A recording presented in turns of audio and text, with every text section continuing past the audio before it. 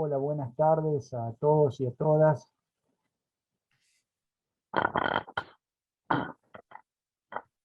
Gracias por la puntualidad, Pablo, Patricio, Enrique. Y no lo estoy viendo. A ver,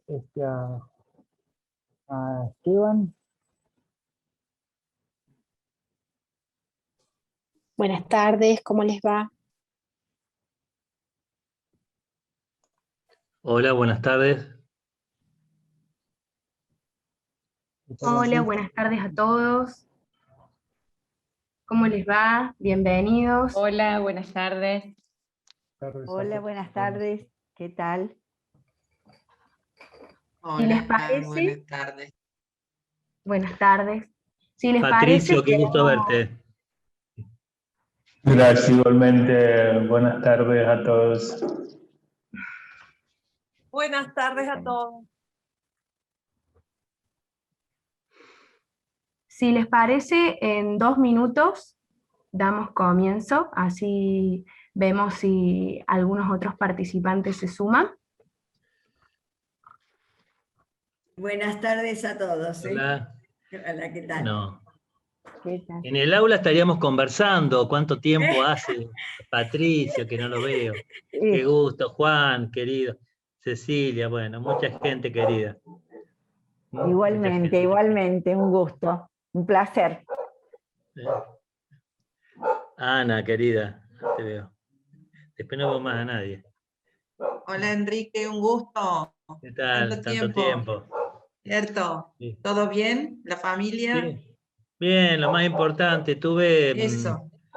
estuvo mi esposa con COVID, estuvo complicada, así que bueno, estuvo con la madre mayor, digamos que también tuvo COVID, así que nos pudimos separar, digamos así, Qué bueno. por un tiempo, porque yo, viste, yo no puedo hacer cuarentena y mis hijos cuarentena, digamos, Claro. tienen que No, con las es burbujas y compañía. incompatible. Así que bueno, y quedó, bueno, Sí. ya ha pasado, pero quedás con un post-COVID, digamos, Sí. encima, ¿no? Tengo un hijo que han estado los 4, mi nuera, mi hijo y los 2 niños, Qué por bárbaro. suerte todos juntos, pero bueno, van saliendo también, pero fuertísimo. Qué bárbaro, ¿no?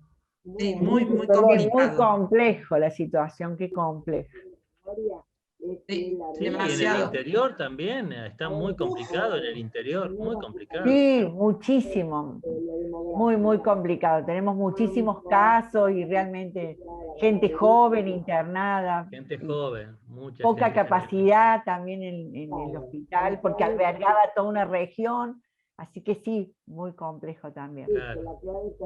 Patricio, querido, ¿dónde estás? Ahora en Rosario, hace poquito Rosario. tiempo. Un gusto, Pablo, también verlo. Pablo, ahí lo ve. Gracias, igualmente. Mucho gusto. Les iba a preguntar si Pablo y Enrique se conocían. Mira, yo he leído, nos vimos, nos cruzamos hace mucho en un panel, recuerdo, y bueno, yo tengo lecturas de Pablo, ¿sí? Tengo lecturas.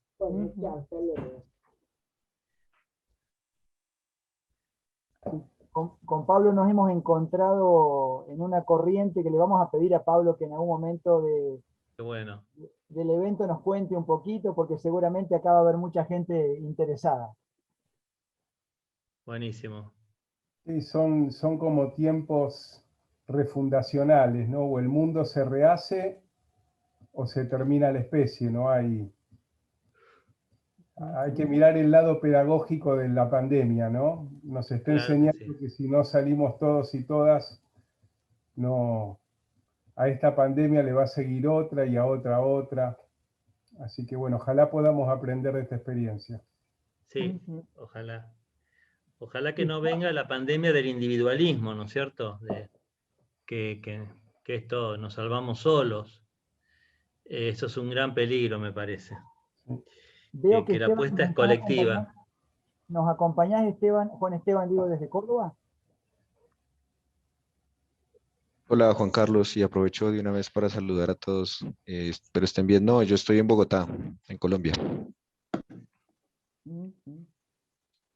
Bien, gracias Esteban. De hecho, con Meli queríamos pedirles si ustedes son tan amables, porque vamos a tener que silenciar los micrófonos en algún momentito, pero utilizar mucho el chat, porque vamos a estar muy atentos, igual que fue ayer, a que ustedes puedan ir dejándonos allí desde dónde nos están acompañando, así como las preguntas enseguida ya Meli nos va a indicar.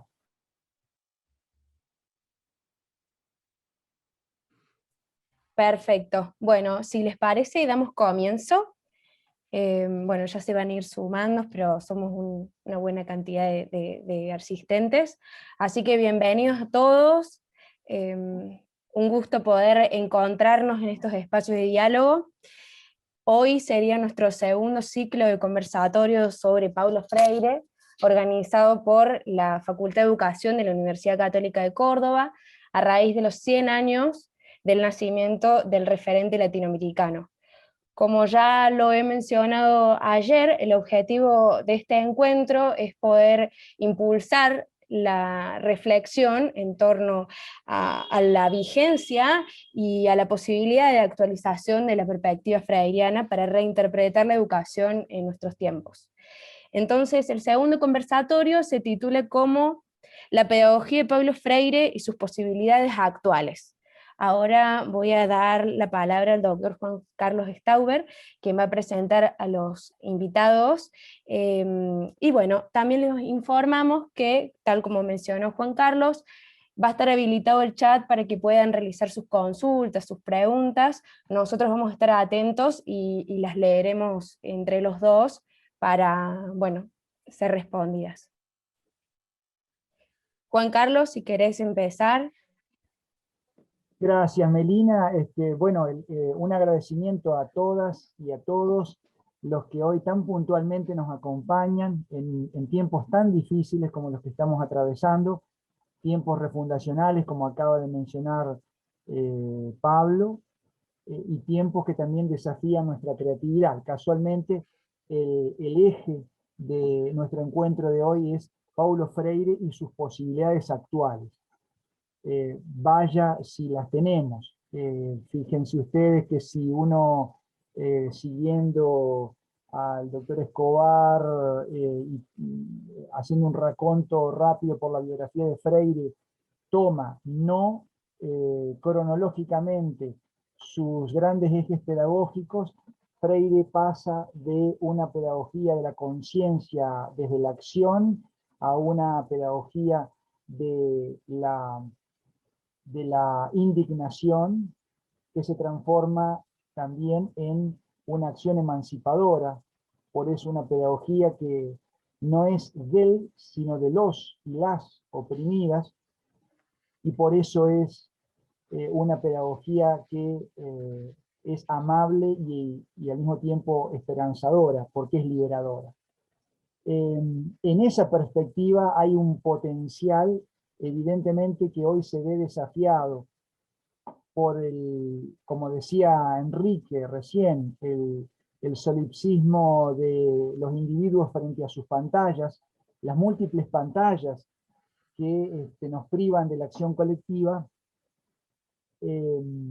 a desafiar la creatividad desde justamente el legado de quienes nos precedieron como luces. Así que empezamos este encuentro con una gratitud muy grande, gratitud a este bello continente que habitamos y que ha dado tantos nombres en ese camino de la emancipación que ha costado mucha sangre, mucho sudor, muchas lágrimas, pero también que nos ha hermanado trascendiendo los provincianismos que el colonialismo mental sembró en todos nosotros. Por eso saludamos a todas las hermanas y hermanos de los distintos lugares de América Latina que nos están acompañando. Ya vamos a ir mencionándolos desde sus saludos en el chat, y también a todos los que desde distintos lugares del país nos acompañan. Un agradecimiento muy grande, casi es un poco cholulo que yo lo diga, pero la verdad que desde una humilde intuición de la primera reunión de profesores de este año, el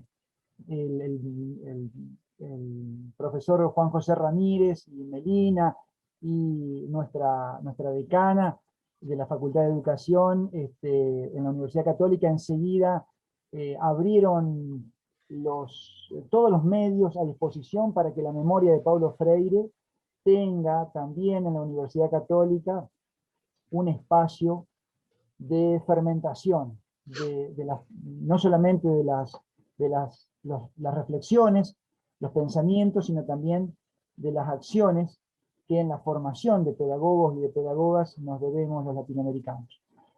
Si a ustedes no les molesta, vuelvo a decir, gracias Juanjo, y gracias a la Universidad Católica en tu persona, y bueno, Meli, gracias por todas las corridas que has tenido en estos días para poner todos los medios a disposición, ¿sí? En nombre de la universidad y también de la Facultad de Educación, les damos a todos una muy calurosa bienvenida, y si Meli no se me enoja, yo lo que voy a ir haciendo es ir presentando de a uno en la medida que vayan hablando. ¿Puede ser? Sí, Bueno. por supuesto, usted es el coordinador, así que adelante. Muy amable siempre. Entonces, hoy nos acompañan, bueno, desde Bogotá, como ya lo acaba de decir, Juan Esteban Santamaría Rodríguez, desde Buenos Aires, el magíster Pablo Imen, y desde otro puerto, desde Rosario, el licenciado Patricio Bolton, a quienes agradecemos mucho su presencia, y también quien va a abrir la tarde de hoy desde Córdoba, más local, el doctor Enrique Bambosi, también compañero de nuestra facultad y de nuestra universidad.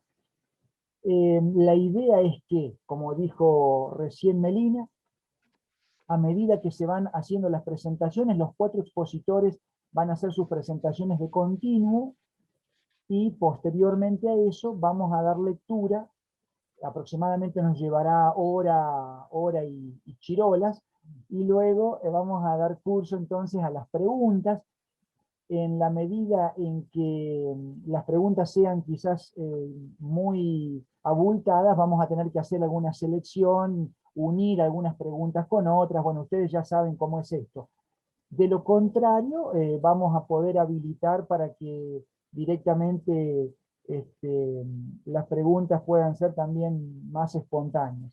Ayer hubo un desborde de ofertas de respuestas y de creativas intervenciones, así que bueno, esperemos que hoy sea también muy fructífera la jornada. Ayer hubo la presentación de un libro acerca justamente de la educación en clave de ruralidad a partir del legado de Paulo Freire, para aquellas compañeras y compañeros que nos acompañan hoy por primera vez.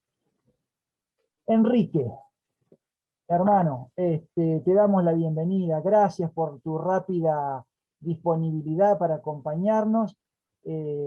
Muchos ya lo conocen, pero el doctor Enrique Bambosi, además de doctor en Ciencias de la Educación por el Programa Multinacional entre la OEA, Organización de Estados Americanos, y Alemania, con sede en la Universidad Católica de Córdoba, es también postdoctorado en Ciencias Sociales de la Universidad Nacional de Córdoba, profesor concursado investigador en Pedagogía en la Universidad Nacional de esta ciudad, vicerrector de la Universidad Provincial de Córdoba actualmente, fue también vicerrector de la Universidad Católica, evaluador de coniáudica, seminarios de maestría y doctorado en programas de educación en Latinoamérica, ha sido el primer decano de la Facultad de Educación de la Universidad Católica de Córdoba, primer director de la revista Diálogos Pedagógicos, y se desempeñó como secretario de Pedagogía Universitaria en el área del rectorado de esta universidad.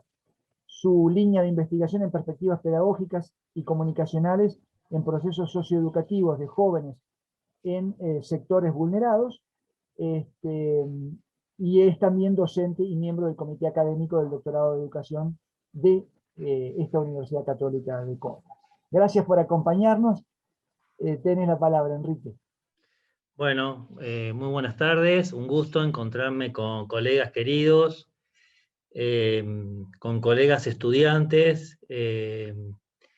Veo estudiantes del profesorado en Comunicación Social de la Universidad Nacional, veo estudiantes de la maestría y doctorado del programa de la Católica, veo exalumnos, veo colegas, y bueno, qué interesante que es el territorio educativo como un espacio de encuentro. Yo voy a compartir brevemente algunas reflexiones, no preparé una clase, y me voy a animar a compartir algunas imágenes sin texto y algunas reflexiones que a partir, digamos, de esta convocatoria quisiera compartir con ustedes, ¿sí? Ya. ¿Se ve? ¿Alguien que me haga? Perfecto. ¿Se ve Sí. bien? ¿Sí? Perfecto. Bueno. Entonces, bueno, agradezco a la Facultad de Educación de la universidad que me haya invitado a participar con colegas, amigos. Y básicamente quisiera agradecer este espacio para pensarnos, para reconocernos, para revisitarnos desde nuestra historia, desde nuestra genuina historia. Y seguramente cada uno de los colegas que vamos a hablar nos vamos a tocar en temas, ¿sí? Básicamente, yo creo que un autor, en este caso Paulo Freire, a quien tuve el honor de conocer, todos los autores son pretextos, no son fines en sí mismos. Y que un autor, siempre lo comparto en mis clases, es un pretexto para pensar más allá de las propias preguntas que se hace el autor, más allá de las propias problematizaciones que se hace el autor. Y yo elegí esta imagen porque Paulo Freire nos está mirando, no desde cualquier mirada, sino lo que él sostiene desde una pedagogía de la pregunta. Y yo creo que el primer legado, o un legado sustantivo de la obra de Paulo Freire, de la vida de Paulo Freire, tiene que ver cómo nos preguntamos y qué preguntas nos hacemos. Para Freire la pregunta era una praxis, y la pregunta era denuncia y anuncio. Yo aprendí de Paulo Freire que los educadores, que los pedagogos, que la pedagogía no es solamente crítica, no es solamente teoría, sino que también es proposición. Y que una pedagogía se mide, y un pedagogo, una pedagoga se mide si está a la altura de las críticas o las denuncias que formula a través de proyectos. Entonces, de alguna manera, como esa primera estructura pongo, esa pedagogía de la pregunta que denuncia pero anuncia. Aquí pongo básicamente mi primer acercamiento. Esa es la tapa de lo que fue la publicación de la tesis doctoral, que fue hace mucho, y que tiene que ver con mi historia. Yo inicié mis prácticas educativas cuando era un adolescente joven, participando de proyectos de alfabetización de jóvenes y adultos, muchos de ellos en presos, hoy lo que llamamos sujetos en contexto de privación de la libertad. Y esa tesis, que la prologó, tuvo la grandeza de prologarla a su discípulo directo, Moacir Gadotti. Ahí yo me preguntaba, ¿por qué Paulo Freire escribió una pedagogía? Acerca de la especificidad pedagógica del pensamiento de Paulo Freire. Entonces, honestamente, con la obra de Freire tengo una relación de interioridad, no es un autor más, y de alguna manera, lo que la tesis doctoral fue Teoría y Praxis en Paulo Freire, a mí me ayudó a pensar la posibilidad de una pedagogía latinoamericana, o hoy pedagogía desde el sur. Básicamente, entiendo que un legado de la obra de Paulo Freire tiene que ver con lo que llamo un posicionamiento. Este posicionamiento, en parte, tiene que ver con no encontrarnos con este autor desde un lugar sentimental o folclórico, sino básicamente como un segundo legado desde una pedagogía seminal. Esta pedagogía seminal que ya la prologa, digamos, en Pedagogía del Oprimido, por qué la obra de Freire es una pedagogía seminal, porque hunde sus raíces, dice, como la utopía, en la realidad que le toca, para ver cuáles son las potencialidades transformadoras de esa propia realidad, y no otra. Por eso, este pensamiento seminal es un pensamiento histórico, que nos inserta en la historia y no nos aliena. Por eso, en los seminarios de pedagogía, utilizo permanentemente esta categoría, esta pedagogía filiatoria, de filiación. Esta pedagogía que nos hace hijos de nuestra cultura, de esta realidad. La pedagogía de Paulo Freire nos inserta en el tiempo-espacio que nos toca, no en otro tiempo-espacio. Y hoy básicamente, como puse en el título, es el espacio de las pandemias. Lo utilizo en plural y no en singular, porque tenemos las pandemias de Netflix y tenemos las pandemias de la exclusión. Entonces, básicamente, esta pedagogía seminal, esta pedagogía utópica, que nos convierte en sujetos históricos. Y aquí, básicamente, entiendo que otro legado de la pedagogía de Paulo Freire tiene que ver básicamente con cambiar el punto de partida o cambiar el lugar de enunciación. Ese lugar de enunciación es un lugar que se construye, es un lugar que se conquista, es un lugar que se disputa. Es este cambio de perspectiva que a mi criterio tiene que ver con animarnos a construir una nueva identidad. Aquí yo quiero posicionarme teóricamente con una concepción de identidad no esencialista, sino relacional, histórica. Aquí básicamente mencionar algunas cuestiones, muy rápido, ¿sí? Una identidad de pensarnos de sujetos homogéneos, de pensarnos como sujetos subdesarrollados, a pensarnos en identidades diferentes y valiosas.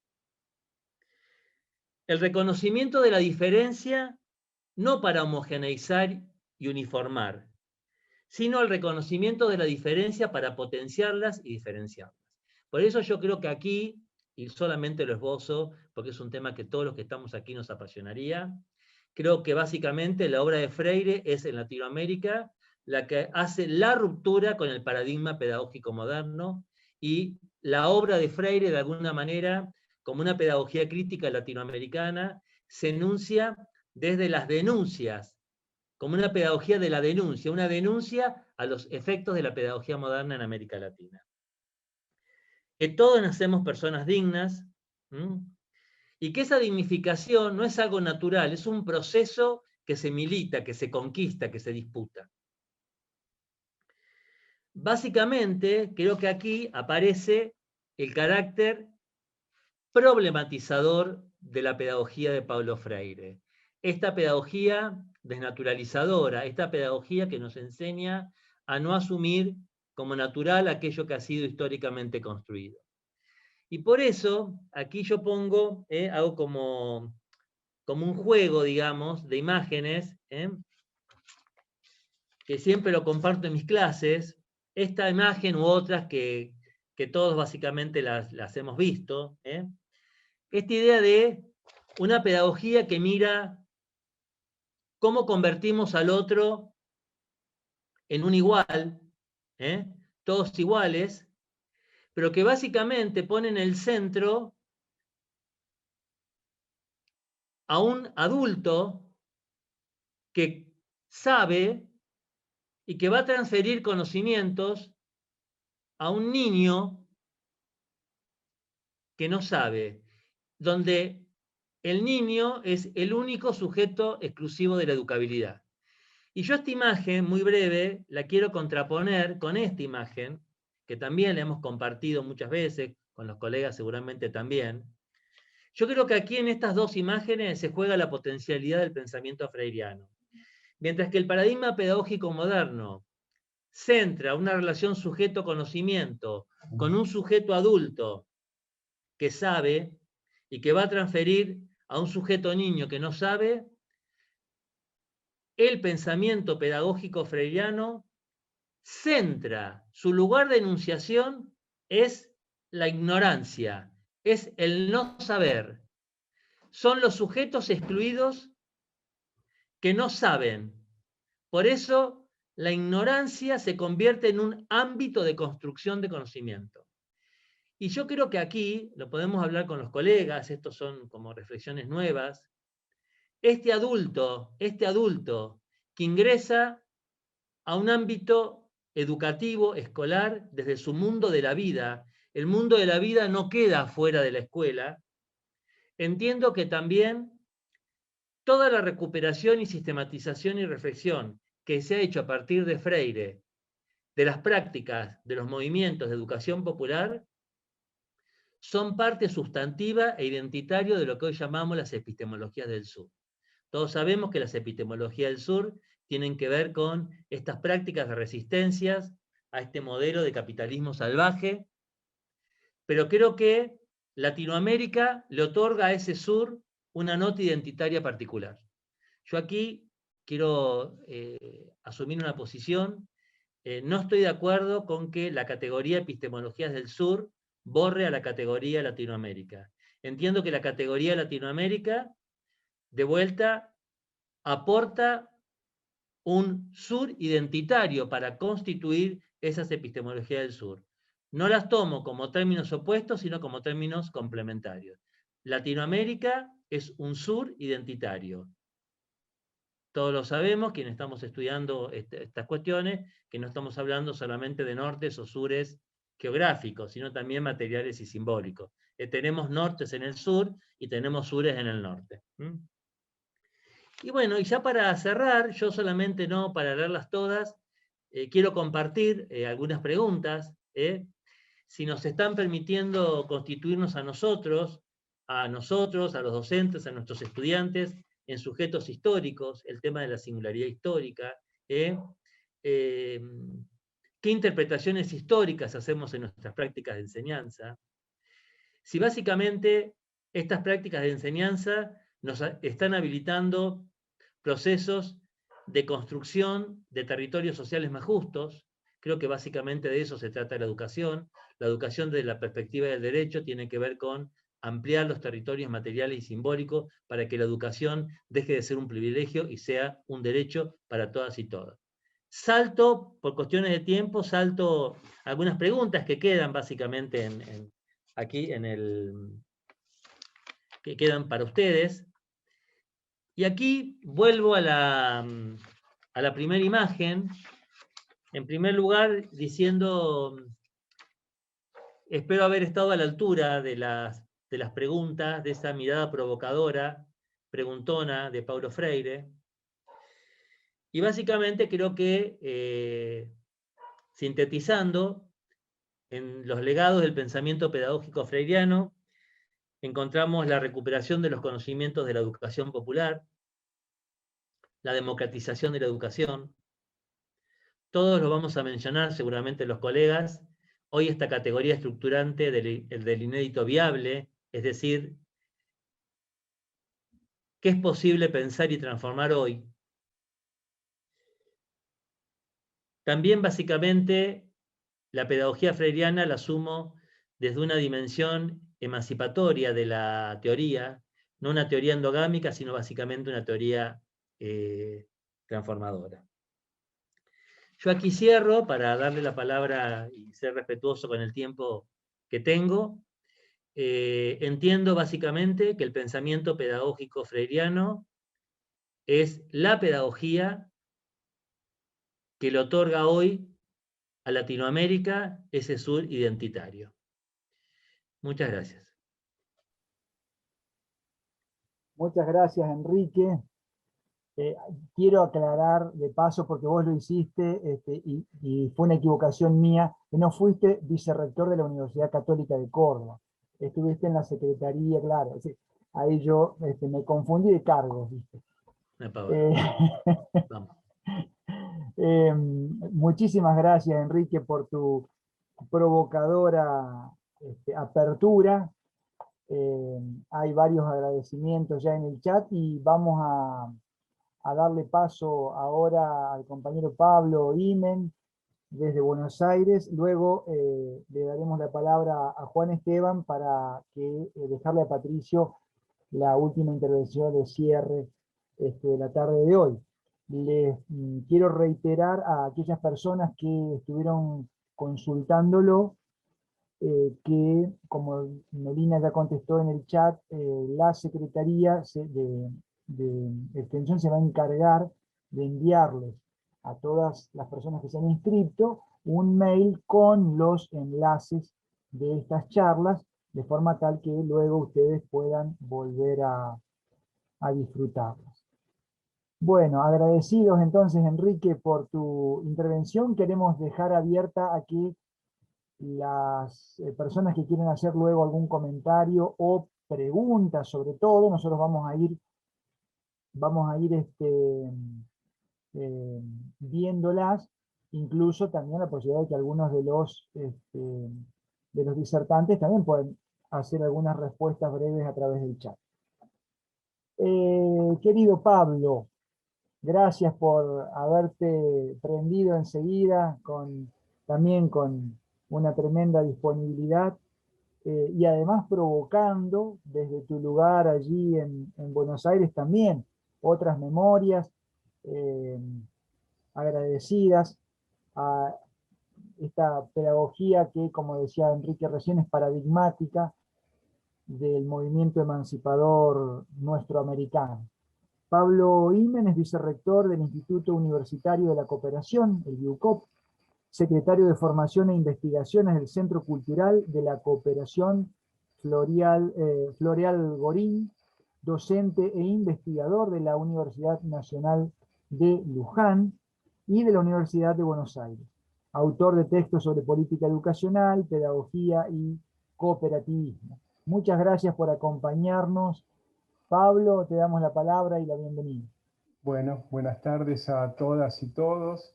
Primero también expresar mi alegría por compartir este espacio. Yo debo decir que ese es el espacio de la Universidad Católica de Córdoba, viniendo yo de la tradición judía progresista. Soy socio de la Asociación Cristiana de Jóvenes, pero me parece que vivimos en un mundo que exige tender puentes entre tradiciones e identidades para, como decía Paulo Freire, unir a los diversos para confrontar con el antagónico, ¿no?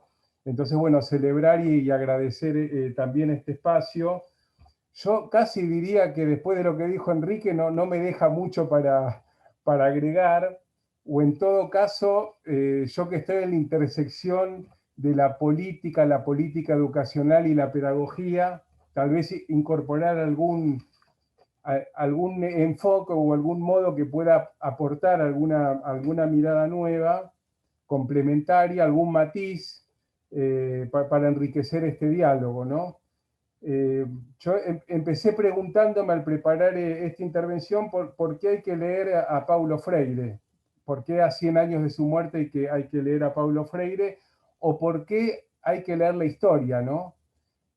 Hace poco Naomi Klein sacó un texto que se llama algo así como Los años de reparación, y ella analiza la pandemia como la expresión de un mundo que está roto y que hay que reparar. Y uno de los elementos que explica ese mundo roto es la incapacidad de leer en clave crítica la historia que nos llevó a este punto. Por eso me parecía que poder recuperar una lectura contrapelo de la historia, tiene que ver con poder interpretar el mundo de hoy.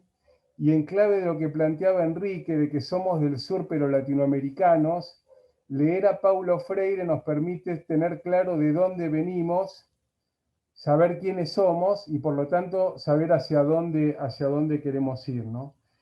También se dijo, y lo dijo Melina cuando presentó acerca de que la idea de leer cómo leer desde hoy a Paulo Freire, y eso me parece que es el principal desafío y la principal exigencia política y epistemológica que nos plantearía el propio Freire, ¿no? Que es para qué nos sirve su experiencia y su reflexión desde el mundo de hoy.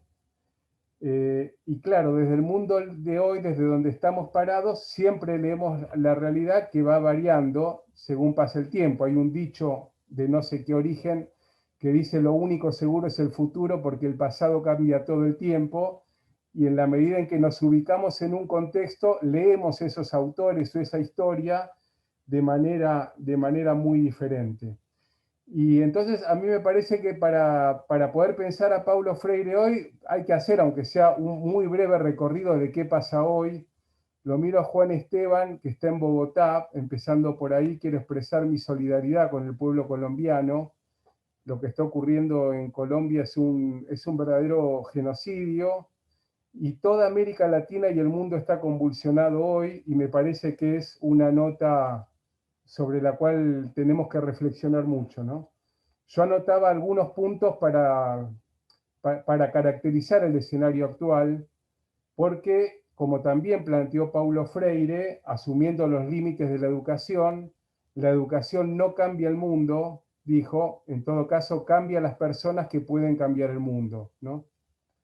En ese sentido me parecía importante advertir que ya antes de la pandemia, el capitalismo neoliberal llevó a la humanidad a un punto de desigualdad social absolutamente intolerable. Hay una organización inglesa que se llama Oxfam, que estudia la distribución de la riqueza y de la pobreza como términos relacionales, y señalaba que en 2019 los 2.153 mil millonarios más ricos del mundo tenía la misma riqueza que el 60% de la población mundial, es decir, 4.600 millones de personas.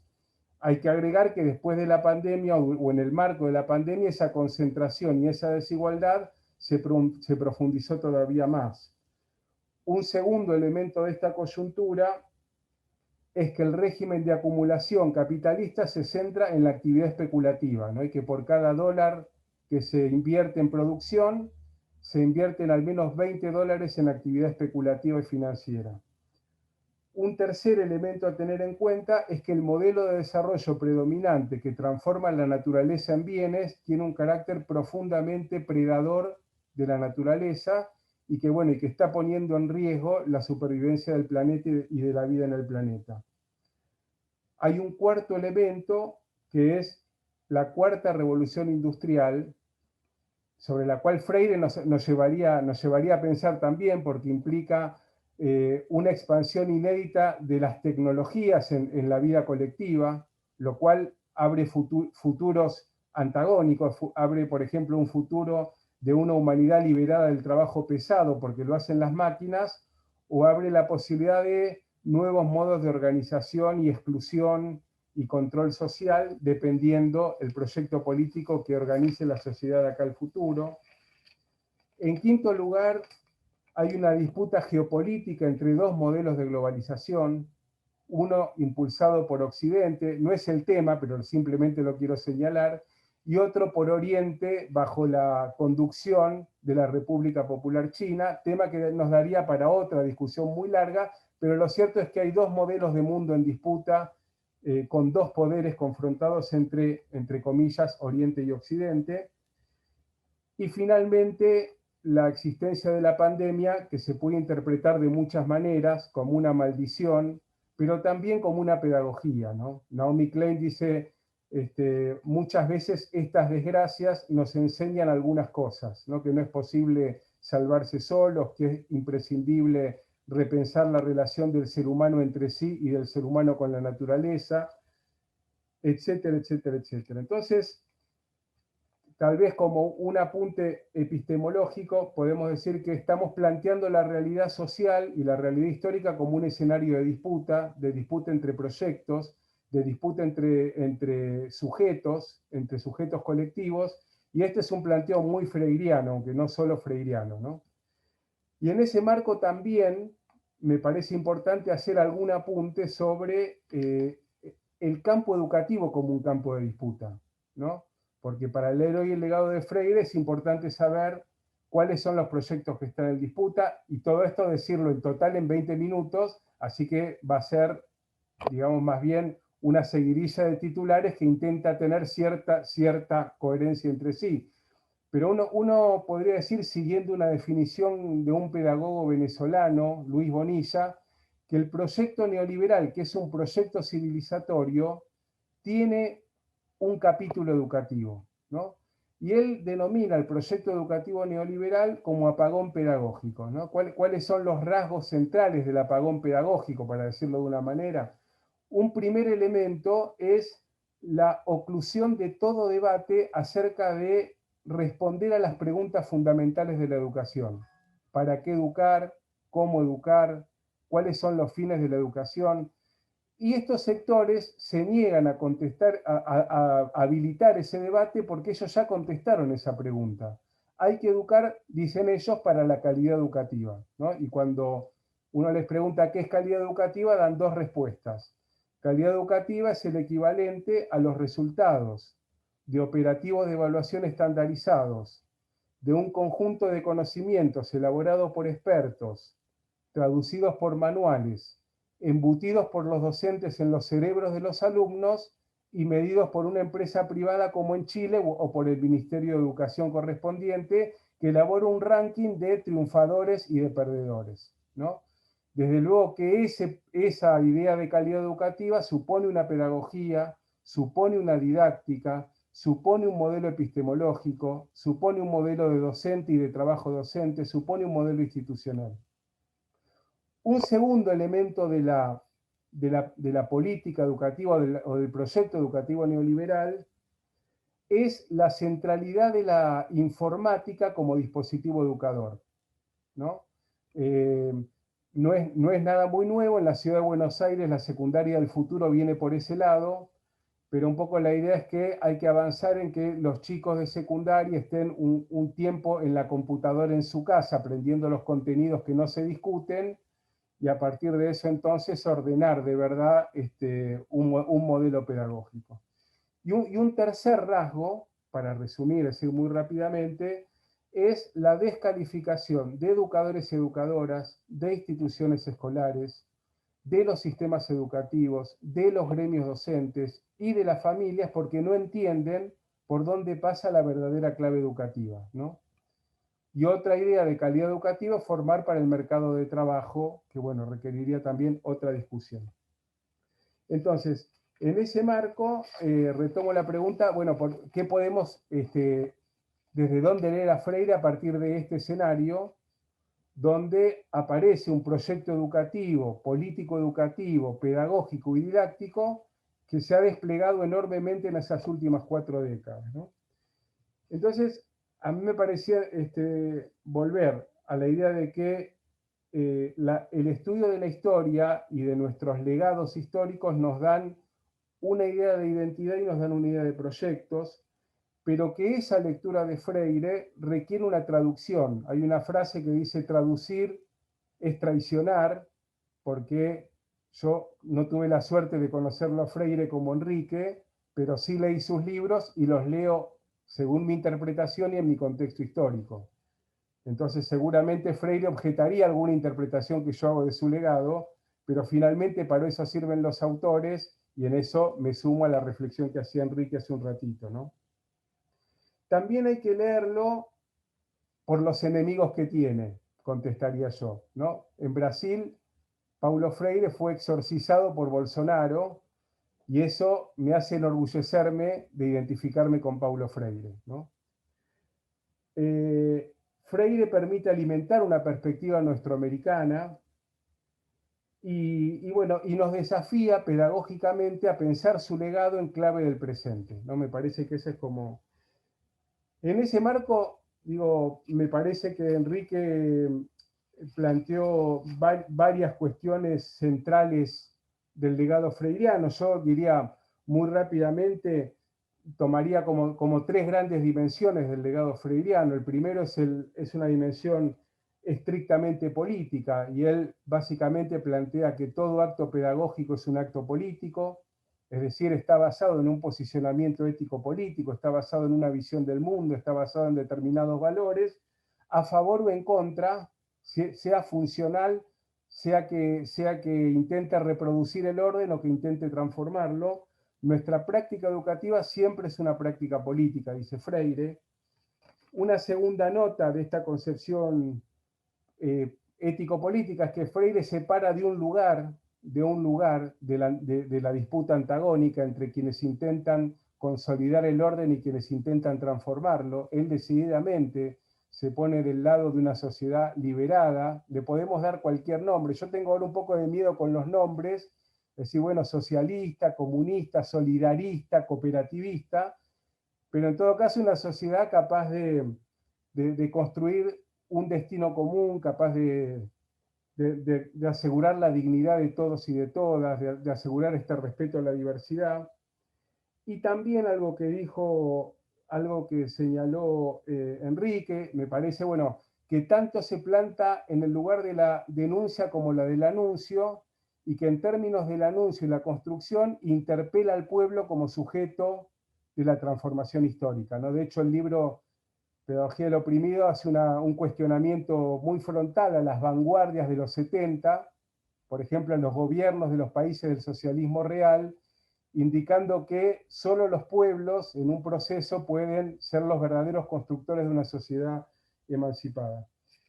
Un segundo gran eje que propone Paulo Freire es el pedagógico, y ahí entonces, bueno, plantea la existencia de proyectos que van en un sentido de domesticar o de liberar.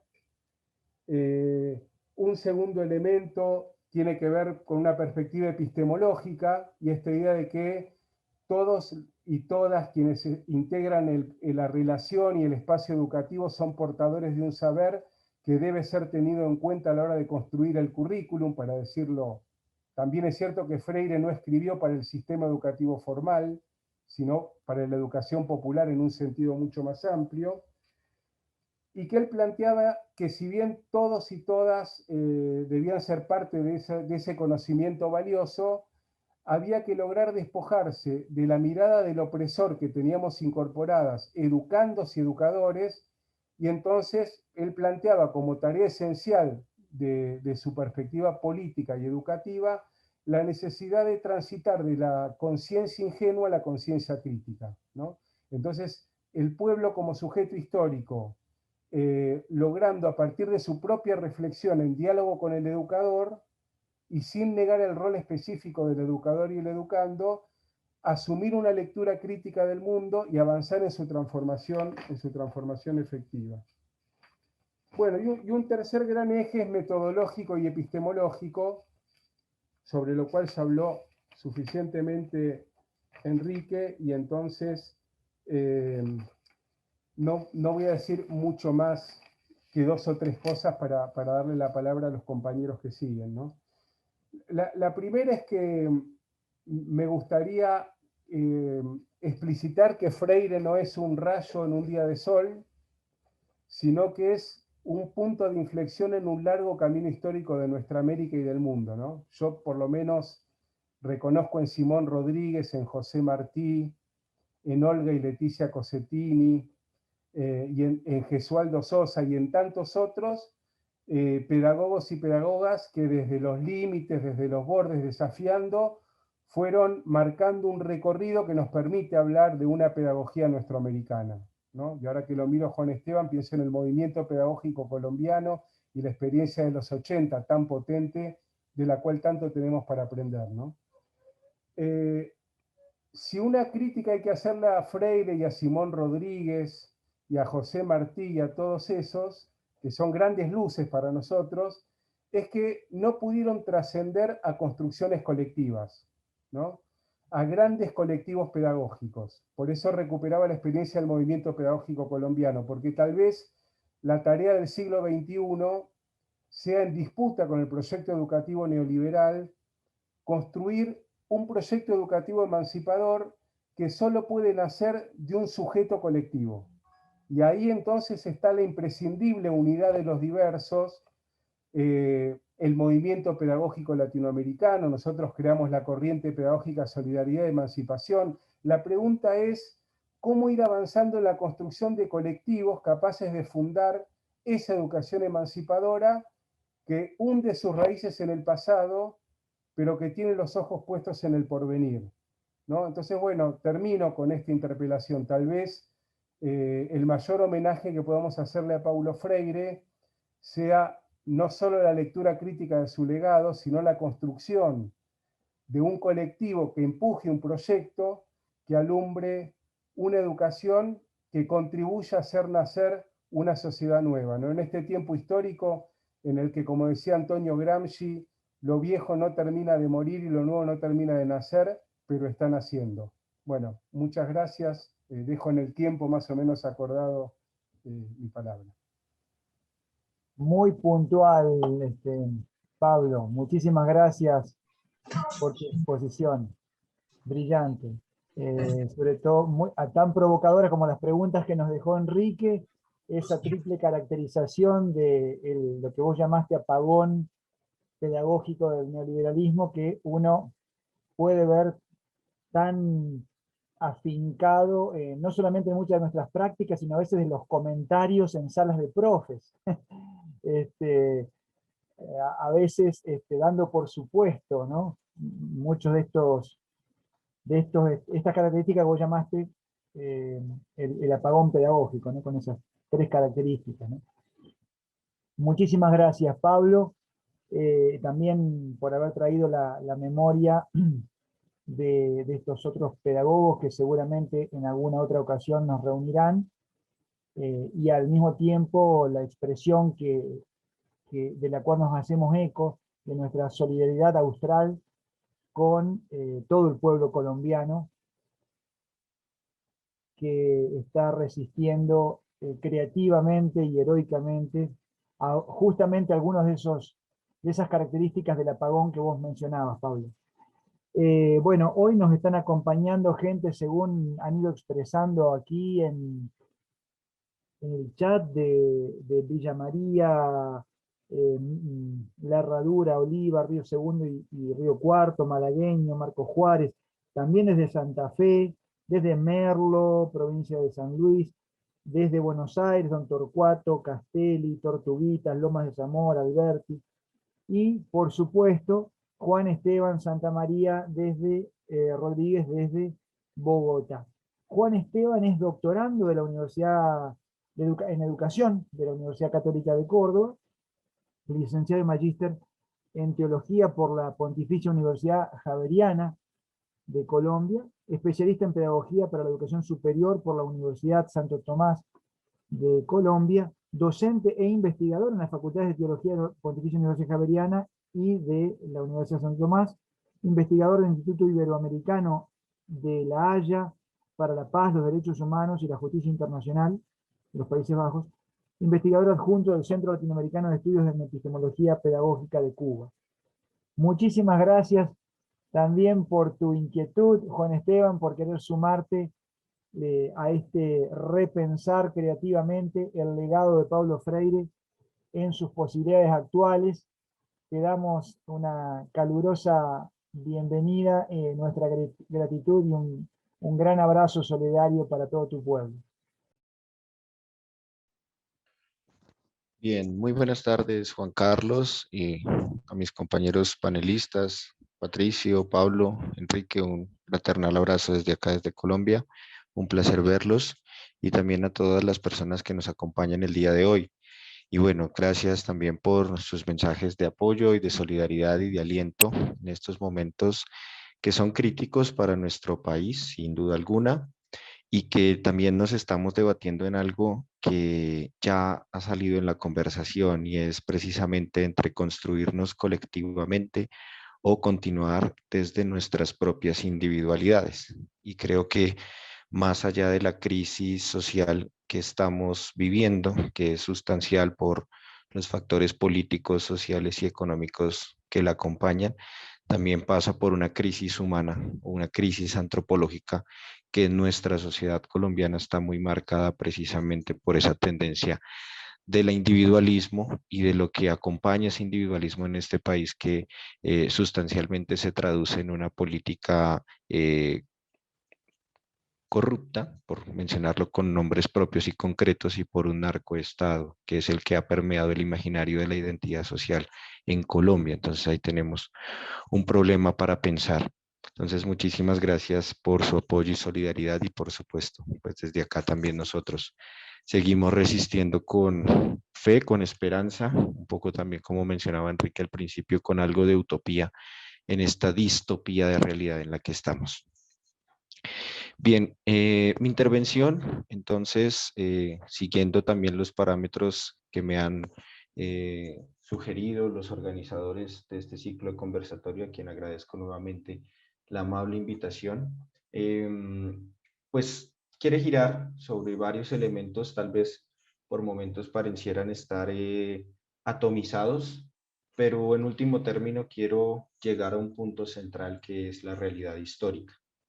Ya Enrique y ya Pablo han adelantado mucho de esas intuiciones y creo que es muy grato encontrar que vamos persiguiendo las mismas pistas y vamos teniendo como la misma frecuencia de vibración frente a lo que estamos viviendo en la realidad.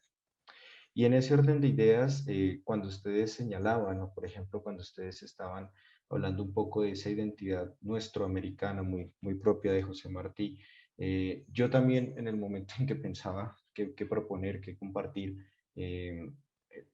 dentro de este escenario, dentro de este espacio, planteaba como una primera inquietud que quiero compartir en este momento y es, ¿cuáles son nuestras pedagogías hoy? Sí, y yo creo que si nosotros queremos hacer una lectura crítica, pero también una lectura creativa o que nos proyecte a la realidad, a la base de Paulo Freire, nosotros tenemos que hacer una crítica a lo que estamos viviendo, a lo que estamos teniendo que hacer como actores pedagógicos, en el fondo fruto de esa transformación del mundo de la pedagogía y del mundo de lo educativo hacia formas mucho más empresariales y administrativas que hacia formas culturales, antropológicas, sociológicas, que nos ayudan a encontrarnos en nuestras propias corporalidades, en nuestros propios territorios, en nuestros propios saberes, casi que los anula y homogeneiza una sola forma de entender la realidad. Entonces creo yo que nuestras pedagogías para hacer frente a esa crítica hay que nombrarlo en 4 elementos desde la hermenéutica que yo puedo hacer de la realidad. Y es primero, vivimos o estamos sometidos a una tecnocracia educativa. ¿Sí? Y una tecnocracia educativa que, bien lo mencionaba Pablo, está reducida al concepto de calidad. Y por ejemplo, aquí en Colombia es algo bastante presente en el sistema educativo, empezando por el Ministerio de Educación Nacional, en donde la parametrización y los estándares educativos están medidos más por procesos de la gestión de la calidad de esos procesos educativos que por el hecho mismo de construirnos desde los ámbitos pedagógicos que pasan sustancialmente por la vida y la cotidianidad y no simplemente por una transmisión de saberes o de conocimientos, sino de una construcción colectiva. Y tal vez ahí se refuerza mucho este imaginario del individualismo social. Lo segundo, creo que un poco en sintonía con lo que mencionaba Enrique, es, yo lo traté de interpretar de esta manera y es la virtualización de la práctica pedagógica. ¿Sí? Y una virtualización que es un riesgo enorme, pero, y es un riesgo porque si bien la pandemia y si bien los confinamientos, y yo no quiero convertir a la pandemia y al confinamiento en un chivo expiatorio, pero esa circunstancia nos ha obligado, como decíamos, o según escuchaba también antes de iniciar la conversación, nos ha tocado aprender a vivir con ella y en ella.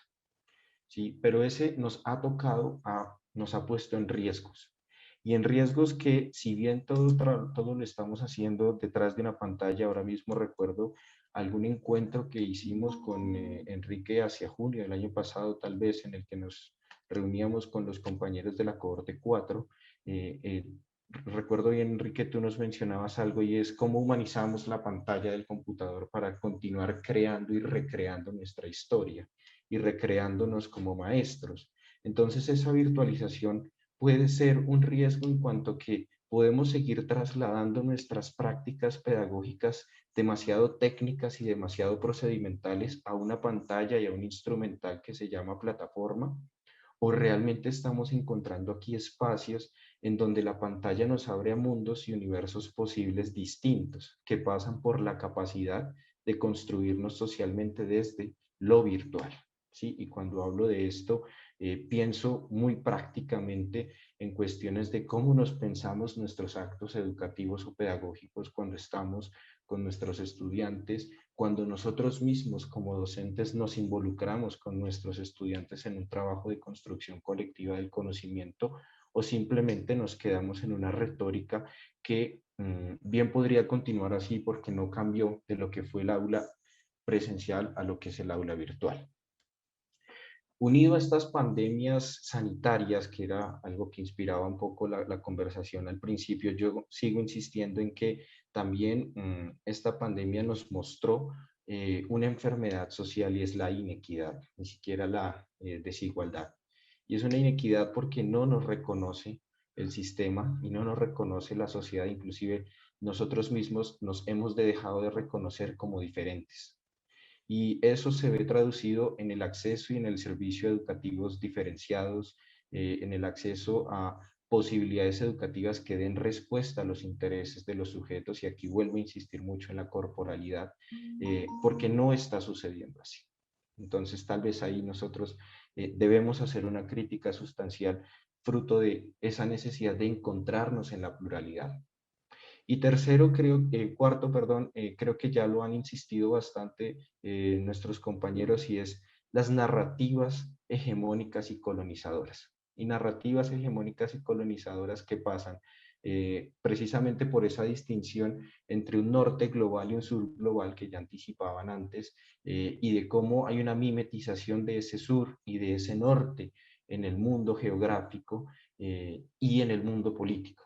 Entonces creo yo que sin lugar a dudas, tratar de poner la realidad, tratar de entender la realidad, no solamente es un ámbito bastante complejo para nuestras pedagogías, sino que hacer el esfuerzo de pensarlas nos obliga a darnos cuenta que estamos en un momento bastante adverso, que por momentos pareciera quitarnos la esperanza, que pareciera por momentos anularnos toda posibilidad histórica, pero que un poco apelando al saber teológico que he tenido la oportunidad de aprender y de construir también, nos obliga a ser un tanto más escatológicos y soteriológicos, es decir, a mirar el mundo y a pensar y a sentir el mundo con esperanza y como lugar de salvación, que es algo que también el mismo Freire va a estar señalando más adelante. Entonces, me parece a mí que esta crisis o esta coyuntura es importante tenerla presente como punto de partida, y creo yo que es punto de llegada, porque es aquí donde realmente nosotros nos estamos debatiendo como actores pedagógicos. Y antes que eso, creo yo, como seres humanos, como ciudadanas y ciudadanos, y en consecuencia como actores históricos desde un rol concreto que es ser maestros y maestras. Entonces, bajo esa premisa o bajo esos argumentos, traigo a colación un extracto de la pedagogía del oprimido, de este texto de Freire, que realmente a mí me parece sustancial. Y es sustancial porque si uno lee este texto, o si uno lo interpreta también, por ejemplo, desde una perspectiva teológica, lo que estamos mirando es que la cuestión de la esperanza, o la cuestión de la salvación, o la cuestión de la liberación, no solamente tiene un rostro concreto, una materialización real y concreta en quienes son o quienes podemos ser, quienes podemos estar siendo vulnerados y oprimidos de esta sociedad, así como también a veces me gusta insistirlo para no perder conciencia de la realidad frente al lugar opresor que nosotros también podemos estar ejerciendo. Entonces, creo que hay que ser bastante éticos y bastante honestos en ese punto, porque no es simplemente ontologizar el lugar de los oprimidos, sino historizarlo desde nuestras acciones, que también pueden ser de victimarios. Y ahí pues me permito leerlo, si ustedes me lo permiten, este extracto, porque me parece fundamental. Ninguna pedagogía realmente liberadora puede mantenerse distante de los oprimidos. Vale decir, hacer de ellos seres desdichados, objetos de un tratamiento humanitarista, para intentar, a través de ejemplos sacados de entre los opresores, la elaboración de modelos para su promoción. Los oprimidos han de ser ejemplo de sí mismos en la lucha por su redención. Y aquí coloco un elemento clave a nivel religioso, si me lo permiten, y es observemos cómo en América Latina han proliferado en todos los ámbitos eclesiales visiones de teología de la prosperidad. Y cuando hablo de teología de la prosperidad me refiero a esta visión de bienestar corporal, de éxito económico y de proyección individualista como el punto fundamental de progreso y de desarrollo. Y miren ustedes que aquí Freire muchos años atrás ya se anticipa esta visión en el ámbito social y pedagógico, y lo que hoy ocurre a nivel religioso, a nivel de las iglesias, sean cristianas, católicas, protestantes, pentecostales, neopentecostales, está ocurriendo en nuestros escenarios sociales y educativos. Entonces no creo que debamos ontologizar a los vulnerados y a los oprimidos. Ellos por sí mismos se salvan a sí. Ellos por sí mismos son los que construyen su historia. Y en América Latina está sucediendo, y aquí en Colombia lo hemos podido ver durante este último mes, que en realidad no es otra cosa distinta a la continuidad de un estallido social que viene desde 2019 y que va buscando nuevas enunciaciones fruto de un intento de construirnos desde derechos y deberes que nos ha otorgado, o que al menos nos lo ha intentado devolver, el intento de construir un país en paz, entendida no solamente como paz negativa, que es la anulación de un conflicto armado, sino una paz positiva, ¿sí? Que implica o que involucra a otros actores. A raíz de eso, entonces, escuchando también las intervenciones de los compañeros, yo quería dar un paso hacia atrás, y es mirar que ese legado de Paulo Freire no solamente se mira desde la historia, sino que también tiene una epistemología, ¿sí? Y una epistemología que exige acudir o retornar a la escuela de Frankfurt y de Budapest, ¿sí? Y retornar a ellas porque son tal vez un punto en la historia que nos ayuda a leer críticamente la realidad, ¿sí? Y a leerla desde lo que estas escuelas como pensamiento crítico se enunciaron frente a esos modelos hegemónicos de sociedades europeas, occidentales y soviéticas, para mencionarlo en esos elementos, y cómo desde allí también nos abren la posibilidad a esas emancipaciones en términos históricos y culturales. Sí, entonces, creo yo que Freire no solamente nos da o nos habla desde la realidad, desde lo que ocurre en los sujetos y territorios, sino que también podemos ver allí una epistemología crítica que le va dando forma a esa pregunta de lo liberador con mucha más contundencia y coherencia, y que precisamente no se conceptualiza de una forma exclusiva, sino que está partiendo y está llegando a lo que son los actores sociales. Y esa epistemología nosotros a nivel pedagógico pues la podemos ver en América Latina y en Norteamérica. Y por eso aquí es muy interesante escuchar, cuando lo mencionaban mis compañeros antes, esos lugares simbólicos que no precisamente coinciden con los lugares geográficos. Porque podemos hablar de pedagogías liberadoras en nuestro continente, pero también podemos hablar de pedagogías que se construyen desde las resistencias políticas y culturales en todo el territorio americano, ¿sí? Para no irnos al territorio europeo o el territorio africano, entre otros. Entonces yo creo que aquí sí es importante leernos desde esas posibilidades, y tal vez ahí intento ir respondiendo a esa pregunta que me formulaban cuando me hacían la invitación, y es cuáles son las posibilidades del legado de Freire. Leer la historia, ¿sí? Y leer la historia en cuestión o en clave hermenéutica, porque no es posible, de alguna manera, un poco recurriendo a lo que Habermas habla como el conocimiento desde lo aplicativo, desde lo interpretativo y desde lo transformador, desde lo crítico social, si quisiéramos mencionarlo así muy, excúsenme la palabra, desprolijamente, pero sí nos ayuda a ver que si no hay una buena interpretación o no hay una buena conciencia de la historia, es imposible que nosotros nos construyamos desde praxis y acciones que necesariamente nos tienen que implicar. Entonces aquí yo creo que a esa comprensión de la historia, esta epistemología que Freire nos ofrece, nos obliga a nosotros como humanos, ciudadanos y profesores o maestros, es implicarnos mutuamente, implicarnos humanamente. Si nosotros no somos capaces, por ejemplo, de dejarnos enseñar, y creo que esto era motivo de conversación al principio también de la sesión de este encuentro, si no nos dejamos enseñar, o si no nos dejamos educar por la realidad, y si no nos dejamos involucrar éticamente en ella, es imposible que algo pueda empezar a movilizarse.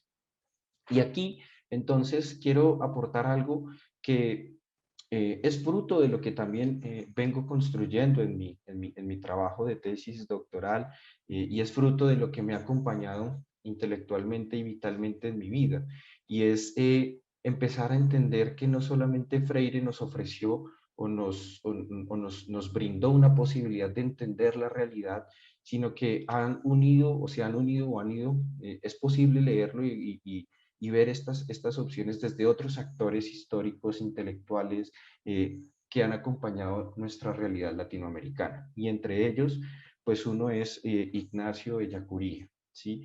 Para quienes no lo conocen, es un sacerdote jesuita asesinado en El Salvador hace ya más de 30 años, en el contexto de la Guerra Civil salvadoreña. Y el proceso de Ellacuría no solamente pasa por su martirio, ¿sí? Porque ya hablar de martirio es señalar que hay un testimonio de vida que está implicado con la realidad, y en este caso precisamente con el trabajo que Ellacuría desde la Universidad Centroamericana realizó con sus compañeros mártires en función de la resolución del conflicto salvadoreño, sino también por la episteme que lo acompaña. ¿Sí? No es simplemente una voluntad de liberación de la realidad desde lo que se siente y se ve, o desde lo que se intelige en la realidad histórica, sino de lo que nos puede ayudar a implicar o a leer en nuestros contextos pedagógicos hoy. Y ahí tal vez es hacia donde voy mirando para concluir. Y yo creo que Ignacio Ellacuría nos puede ofrecer una posibilidad de interpretar a Freire y sobre todo de darle un dinamismo creativo mayor en 4 elementos. Primero, en historizar nuestra práctica pedagógica. ¿Dónde estamos como pedagogos? ¿Dónde están nuestros sistemas educativos en este momento? Y a partir de allí, confrontarlos, tanto con eso humano y vital que Freire señala, como con esa episteme que nos obliga a dar continuidad a esa categoría de lo liberador, con los acentos que hoy en el siglo XXI tiene. Un segundo elemento pasa por la opción por la justicia y la liberación integral.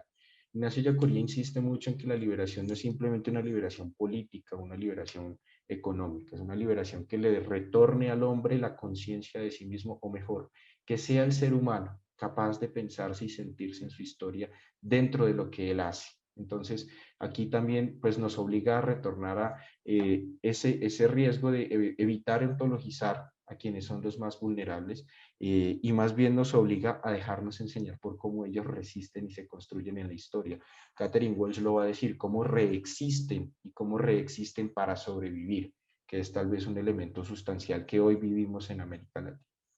Tercero, Ellacuría nos puede ayudar a leer a Freire también desde una identidad antropológica en 3 formas, como conciencia, que es tal vez donde nosotros hemos podido encontrar en Freire una posibilidad mucho mayor, como ética en cuanto a responsabilidad y principio de nuestra sociedad, y como praxis, que era tal vez algo que ya anticipaba anteriormente, y es cómo nos implicamos desde nuestro quehacer cotidiano en la transformación, o mejor, en la construcción de una sociedad desde el colectivo.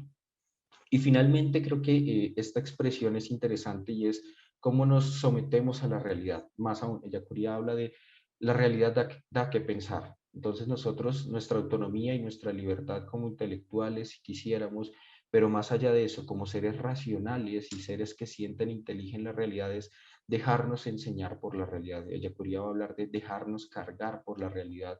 Y es que es precisamente eso, cómo el contexto nos enseña, o cómo son los contextos los que nos interpelan y los que nos obligan realmente a hablar de historizar de nuestras prácticas, y no simplemente a continuar con estos ejercicios de teorización y de aplicación de los mismos en nuestras acciones o en nuestras sociedades, que es lo que vemos y es lo que el paradigma de la modernidad ha ofrecido, y es lo que el modelo de desarrollo neoliberal y económico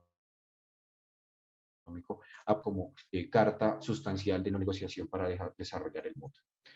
Y con esto pues termino con algo fundamental, y es que precisamente en América Latina el símbolo de nuestra construcción pasa por la movilización, ¿sí? Yo creo que si hay algo que también Ellacuría nos señala, y es esta opción por la justicia y la liberación implica una desideologización de la realidad.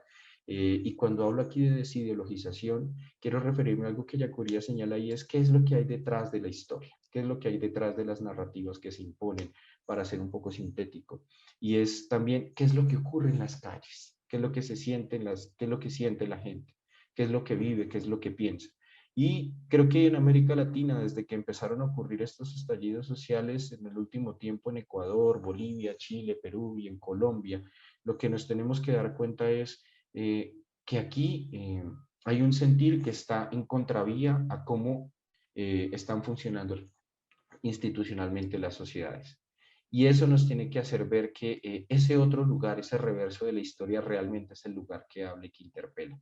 Y en consecuencia es el que nos tiene que proyectar a ser más auténticos, el que nos tiene que proyectar a ser más honestos, el que nos tiene que proyectar a ser más éticos y a cargar con esta responsabilidad de construirnos, sí, desde nuestros pequeños territorios y lugares, porque yo creo que aquí desde esta pluralidad a la que podemos apostar como sujetos sociales, no implica unas transformaciones macroestructurales como punto de partida, sino tal vez tenerlo desde nuestros pequeños escenarios y territorios donde nos construimos como seres humanos y como capaces de pensar y de transformar la realidad. Entonces creo que es eso, creo que es ese mi aporte y creo que es esa mi interpretación de lo que Paulo Freire nos puede ofrecer para este tiempo. Muchísimas gracias por su atención y espero haber sido fiel al tiempo que me han asignado. Por supuesto, tu mayor fidelidad no ha sido justamente el tiempo, Juan Esteban. Has traído nada menos que a Ignacio Ellacuría a la memoria en diálogo con Paulo Freire y la verdad que sumamente provocativo este cruce, sobre todo pensé que lo ibas a llevar para el lado del diálogo pedagógico con la teología nuestroamericana, pero lo llevaste justamente a la clave de la filosofía de la historia en Ellacuría, que resulta por ahí más provocativo, ¿no? en estos días. Sin querer, cada uno ha ido planteando justamente un área en particular distinta. Enrique, desde los aspectos pedagógicos en su eco hacia los desafíos educativos, esencialmente en ámbitos formales, pero abiertos al diálogo con las responsabilidades actuales, transformadoras, ¿no? Pablo haciéndolo dialogar con cuestiones de política educativa, es decir, ya metiéndonos en ese núcleo tan conflictivo de los ecos políticos, y aquí Juan Esteban con todo el tema de los movimientos sociales y la responsabilidad histórica de esos movimientos. ¿Será que Patricio nos traerá ahora el diálogo con la pedagogía, los ecos de la pedagogía freiriana en la educación popular? No lo sé. Yo por lo pronto quisiera también saludar a Freddy, que nos está acompañando desde Bogotá, Freddy Quinteros, a los hermanos de Bahía, Brasil, en la persona de Fabio Josué, quien agradece nuevamente a Alicia Olmos por el evento de ayer, realmente muy lindo evento que hemos tenido ocasión de vivir, compartiendo las reflexiones iberoamericanas acerca de educación en contextos de ruralidad. Bueno, entonces, para responder la pregunta que hacíamos, te vamos a pedir, Juan Esteban, si no es mucha molestia, si podés dejar de compartir, así le damos la posibilidad gracias, a Patricio, si es que Patricio va a compartir pantalla. Patricio Bolton es santafesino, maestro de escuela primaria, profesor de Ciencias de la Educación por la Universidad Nacional de Lomas de Zamora. Ha trabajado como maestro, director y formador en obras educativas en contextos de vulnerabilidad social en La Matanza, en Córdoba, aquí con un proyecto educativo que muchos de nosotros hemos tenido como nave insignia, el proyecto de la escuela Héctor Valdivieso, aquí en Malvinas Argentinas, luego en Jujuy también, y ahora en el Colegio La Salle de Rosario, ¿no, Patricio? Coordinador de centros de día para jóvenes y de chicos en contextos de Cedronar, y en La Salle, también autor, entre otros, de Educación y Vulnerabilidad, Educación y Transformación Social, y toda una hermosa colección de pastoral educativa, de la colección Cruz del Sur, que también agradecemos mucho. Bueno, Patricio, un gustazo darte la bienvenida, gracias también por acompañarnos y te damos la palabra.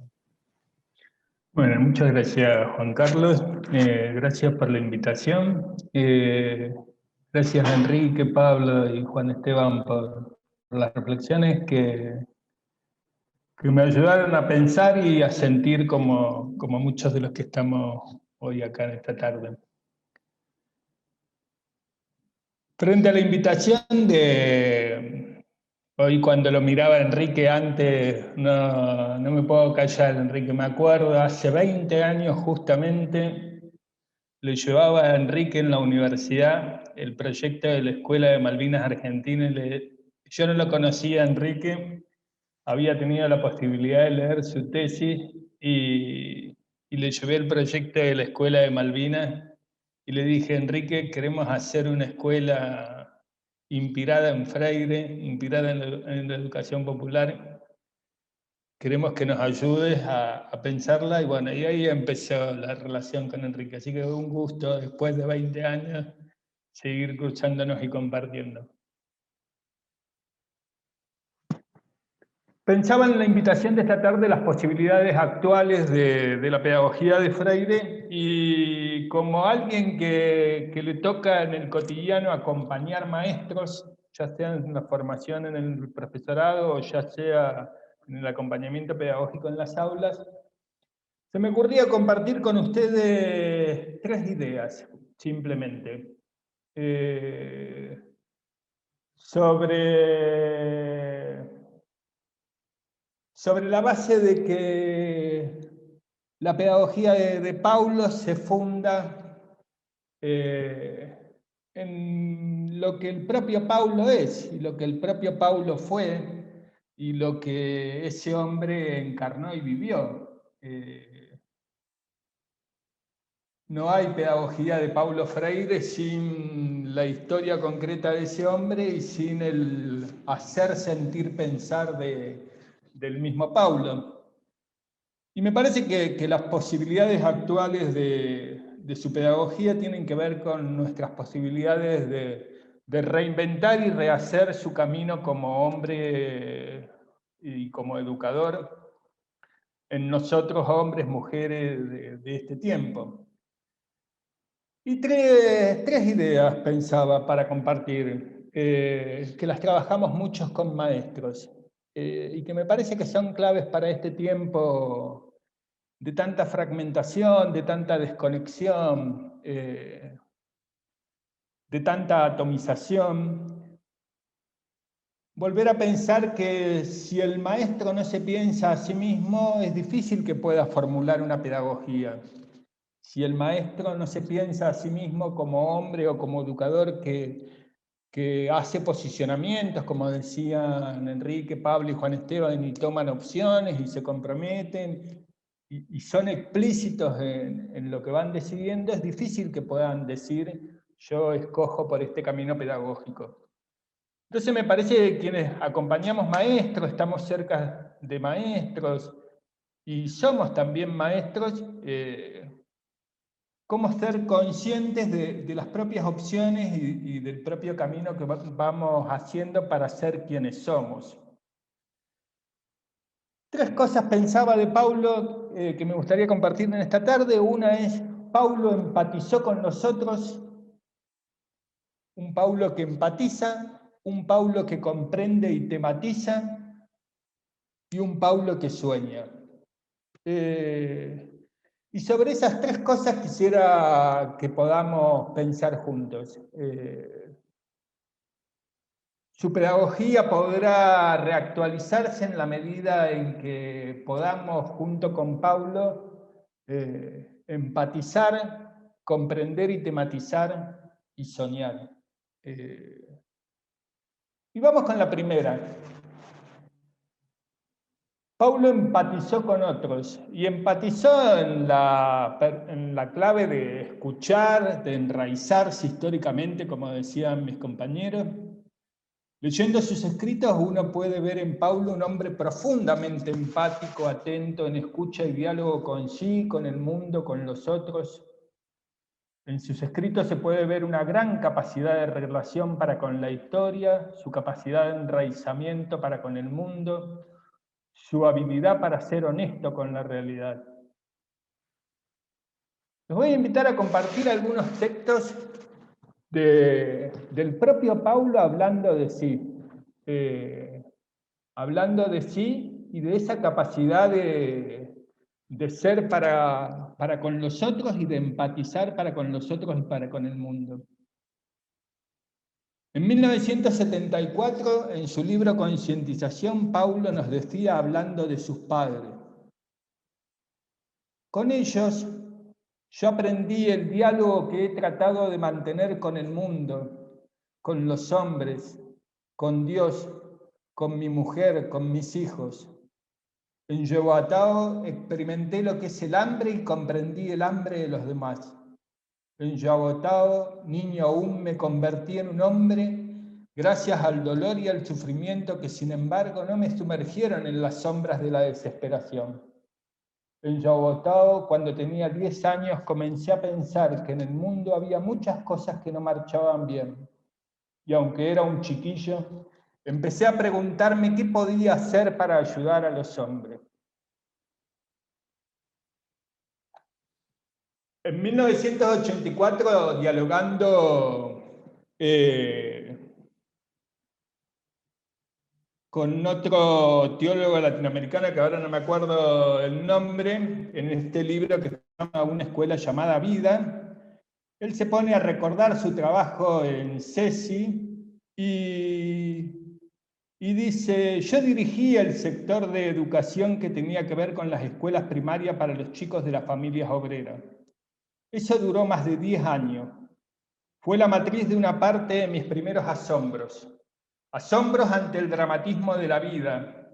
Ante una madre, por ejemplo, que llegaba a mi oficina llorando y me decía que su hijo, hijo de un obrero, había muerto tuberculoso el día anterior y que ella quería, como un último favor mío en mi condición de director de educación del CESI, que mandáramos a todos los chicos del CESI al entierro de su hijo.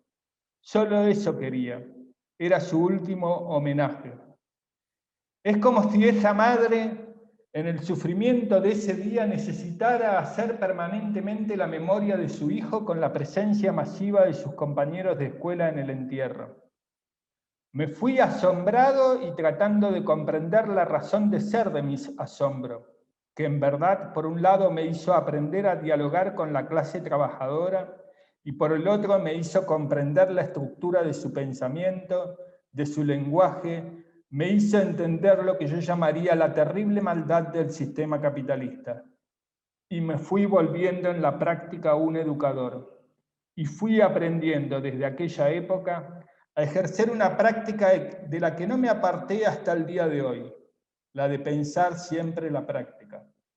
De hecho, pensar la práctica actual no es solo un camino eficiente para mejorar la práctica de mañana, sino también la forma eficaz de aprender a pensar correctamente.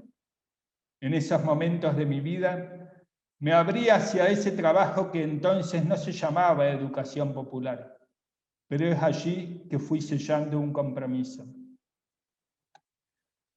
En otra entrevista que él hace en 1991, que está publicada en Pedagogía de la Tolerancia, hablando de su trabajo en CESI. En su trabajo en CESI muchas veces le tocaba dar charlas a los obreros, a los padres de las escuelas que dependían de CESI. Y entonces él cuenta con mucho humor sobre sí mismo, él cuenta que una vez fue a dialogar con los papás de sectores obreros sobre Piaget. Entonces les hablaba de la importancia de los afectos para aprender, y que había tomado a Jean Piaget para su charla. Y entonces dice a continuación de eso: cuando acabé, un individuo se levantó y me dijo: nosotros acabamos de oír al doctor Paulo, que ha hablado con palabras realmente muy bonitas. Ahora me gustaría decir unas cosas al doctor que creo que todos mis compañeros están de acuerdo. Hablaba con cierta condescendencia que mostraba lástima de mí. Me miró ese obrero y dijo simplemente: doctor, ¿sabe usted dónde vivimos nosotros? Y describió finalmente la geografía de su casa, su historia y la cultura de su casa. Las presiones para sobrevivir, el dolor, el cansancio. En una situación como esta, doctor, el papá les pega y no dialoga, pero no es porque no los ame, es porque no puede amar como usted puede. Y dice Paulo Freire: este hombre fue un gran pedagogo para mí. Yo les confieso a ustedes que aquella noche, dice Paulo, me fui sumiendo en la silla. Si hubiera habido oportunidad, me habría escondido. A veces tengo ganas de ir allá para ver si todavía vive, perder la humildad y colocar un letrero. Aquí Paulo Freire aprendió que no es posible hacer su discurso para el pueblo, que es necesario aprender primero la comprensión del mundo que el pueblo está teniendo para después hablar de su inteligencia. Y por último, en una entrevista que le hacían ya de mayor, a los 71 años, recordando su infancia, y esto es un lindo ejercicio que tenemos que invitar mucho a los maestros. Paulo es un hombre que se piensa permanentemente y que trae permanentemente su infancia, su exilio, sus trabajos en Angicos, el pensar sobre sí mismo, como decía antes, es lo que le permite ser un hombre terriblemente empático con su mundo y terriblemente empático con su historia y con su gente y con lo que le toca vivir. Y quizás eso es un gran desafío para nuestro tiempo, ayudar a los maestros y ayudarnos como maestros a pensarnos permanentemente. Dice Paulo, hablando de su infancia, y ya con esto dejo de leerles: yo era un niño del mundo, yo veía como los niños de clase media acomodada discriminaban a mis compañeros, a mis amigos, a los hijos de los campesinos. Desde niño yo me rebelaba ante cualquier manifestación discriminatoria. No importaba de qué. En aquella época hasta la discriminación religiosa me irritaba. Me irritaba la discriminación racial, me irritaba la discriminación de clase. En mi infancia yo todavía no me rebelaba contra la discriminación que solo tiempo después percibí lo que es la discriminación de género. En ese momento era difícil que entendiera, porque yo también era un producto de esa cultura machista, pero después me corregí. Yo era un niño que tenía una constante: ser curioso. Curioso es todo niño y lo es todo ser humano, pero yo vivía la curiosidad. Yo me indagaba mucho, mucho más a mí mismo que a los otros, y me preguntaba y procuraba entender por qué yo no comía y los otros sí. Cuando Paulo dice nadie educa a nadie, así como tampoco nadie se educa a sí mismo, los hombres se educan en comunión y el mundo es el mediador, o cuando caracteriza a la pedagogía liberadora como problematizadora, dialógica, concientizadora, no lo dice desde un ejercicio teórico abstracto. Cuando hablamos de pedagogía freiriana, en estas claves de liberadora, problematizadora, dialógica y concientizadora, lo hacemos desde un hombre concreto que se vivió así, en una conexión honesta, real, profunda, crítica, consigo mismo, con los otros, con el mundo y con la historia. Educadores y estudiantes somos hoy hijos de este mundo coyunturalmente en tiempos de pandemia, viviendo muchas veces encerrados y con un temor profundo a un enemigo externo que muchas veces nos paraliza, nos aísla, nos atrinchera, nos desconcerta. La paz pareciera que es la lejanía de los otros, la ausencia de la realidad, la evasión de la historia. Los problemas y situaciones reales muchas veces parecieran que nos abruman. ¿Cómo ser educadores de este tiempo sin una relación empática, dialógica, profunda, honesta con la realidad? ¿Cómo ser educadores de este mundo sin una capacidad profunda de lectura de la experiencia cotidiana, de la experiencia del vivir, de la experiencia del ser hijos de este tiempo? Algunas claves que podemos tomar y repensar para nuestra práctica y para seguir sosteniendo esta pedagogía de Paulo es el diálogo profundo con todo lo que somos y vivimos, la capacidad de hacer del acontecer experiencia, el cultivar el permanente pensar sobre lo que vivimos y viven los otros a nuestro alrededor, el desarrollar la capacidad de asombro, de curiosidad, de estupor, de dejarnos conmover, el abrirnos al cuestionamiento de los otros, el pensar permanentemente la práctica. Es necesario primero escuchar y aprender la comprensión del mundo de los otros. Decía al principio entonces, pensar la pedagogía freiriana y la posibilidad de actualización de la pedagogía freiriana es pensar la posibilidad de encarnar el modo de ser de este Paulo, nuestro ser maestros y maestra en este tiempo. Y una clave es, Paulo empatizó, y la segunda clave, Paulo comprendió y tematizó junto a otros. Estas imágenes las hemos visto muchas veces, son las imágenes de los círculos de la cultura, son las imágenes que utilizó en los distintos espacios de alfabetización.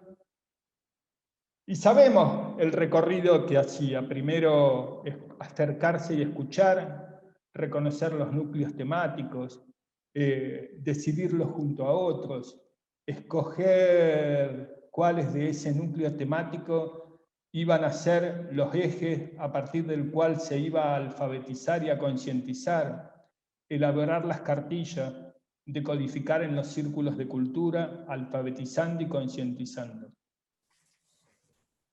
El proceso parte, como nos lo hemos dicho muchas veces, de un mirar y escuchar la realidad.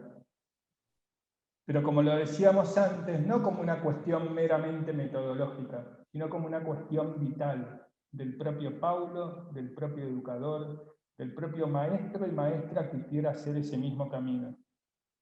Si hay algo que define a las escuelas y a cualquier proceso educativo, es que hay un saber que nos convoca, un saber que se entrega, que se regala, que se ofrece, que se da y que se construye juntos. Para Paulo está claro que ese saber no es para la domesticación, sino para la liberación. Eso es clave en la pedagogía de Paulo, su relación personal con el saber y la relación que él mismo invita a todos a vivir con el saber. Esa es la relación que cada uno está invitado a vivir con el saber como educador. Y es un gran desafío porque en el tiempo que vivimos el saber está mercantilizado, concentrado en pocos, manipulado. Muchas veces hay saberes que no queremos traer para no conflictuarnos. Pareciera que en algunos sectores necesitamos aguar el saber. Pareciera que el saber no tiene nada que ver con nuestra vida. Volver a pensar el saber en las claves de Paulo es volver a pensar que el saber tiene que ver con un mundo que es tematizado, un mundo que es escuchado, comprendido y hecho currículum. Todos los contenidos de las cartillas hecho currículum son todos los contenidos que deberían estar en nuestros currículum, en nuestras escuelas hoy en día.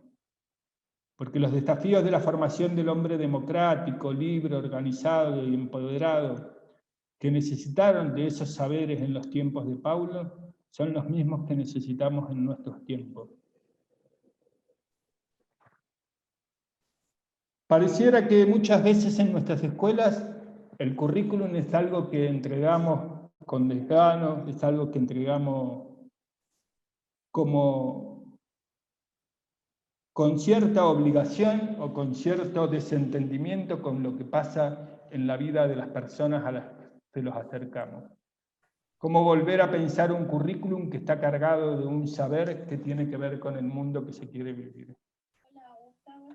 Y el último tema, Paulo, un hombre que sueña con otros, junto a otros, para otros. ¿Cómo pensar que es el currículum el lugar donde están los sueños? No es otro lugar. No es que nuestras escuelas, nuestros proyectos educativos tienen sueños para los pibes, tienen sueños para sus barrios, tienen sueños para sus docentes, pero aparte de los sueños tienen el currículum de matemática, tienen el currículum de biología, tienen el currículum de geografía. Nuestros currículum deberían poder ser eso que escuchamos, eso que comprendemos, eso que tematizamos. Cuando termina Pedagogía del Oprimido, Paulo tiene una expresión que me parece brillante.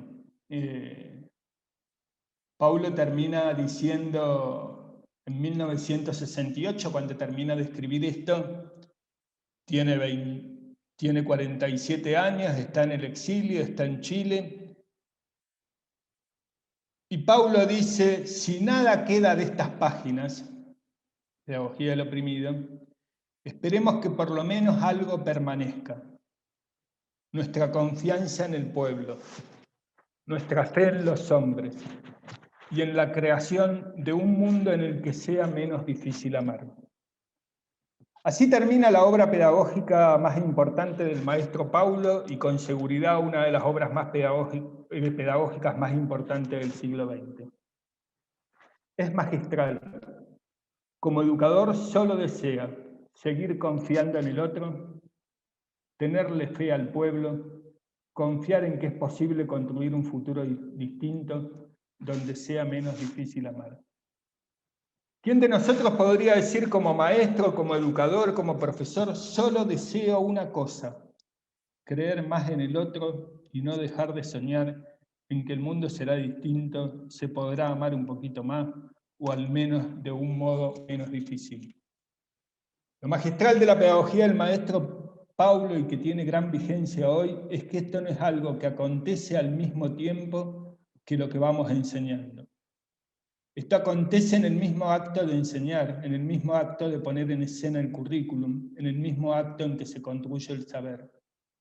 No hay dos tiempos en el maestro Paulo, ni en ninguno que quiera hacer un camino similar.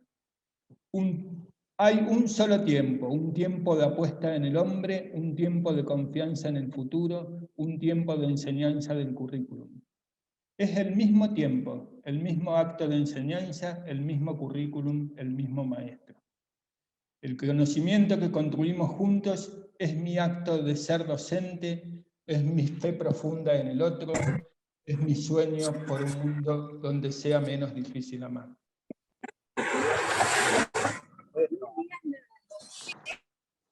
Pensar en la pedagogía de Freire quizás ayude a mirarla desde el mirar al maestro Paulo, un hombre que escuchó, empatizó, construyó currículum, confió, amó.